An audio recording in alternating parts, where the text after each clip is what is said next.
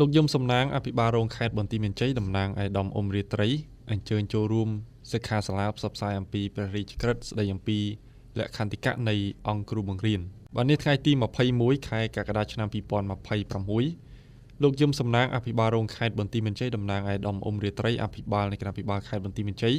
បានអញ្ជើញចូលរួមសិក្ខាសាលាផ្សព្វផ្សាយអំពីព្រះរាជក្រឹត្យស្ដីអំពីលក្ខន្តិកៈនៃអង្គគ្រូបង្រៀនដែលរៀបចំឡើងនៅក្នុងគោលបំណងផ្សព្វផ្សាយ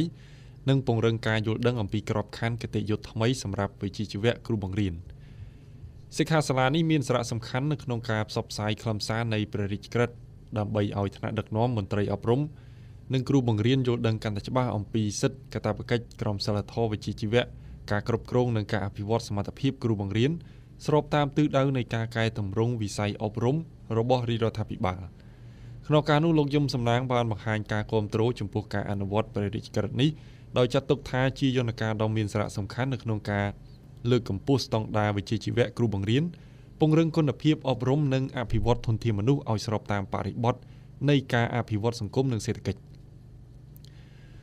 ជាមួយគ្នានោះបាទលោកក៏បានលើកទឹកចិត្តដល់មន្ត្រីអប់រំនិងគ្រូបង្រៀនទាំងអស់ឲ្យសិក្សាស្វែងយល់និងអនុវត្តនៅខ្លឹមសារនៃព្រះរាជក្រឹត្យប្រកបដោយការទទួលខុសត្រូវវិជ្ជាជីវៈនិងក្រមសីលធម៌ខ្ពស់ដើម្បីរួមចំណែកអភិវឌ្ឍវិស័យអប់រំកម្ពុជាឲ្យកាន់តែមានគុណភាពប្រសិទ្ធភាពនិងការឆ្លើយតបតម្រូវការនៃការអភិវឌ្ឍជាតិប្រកបដោយចីរភាព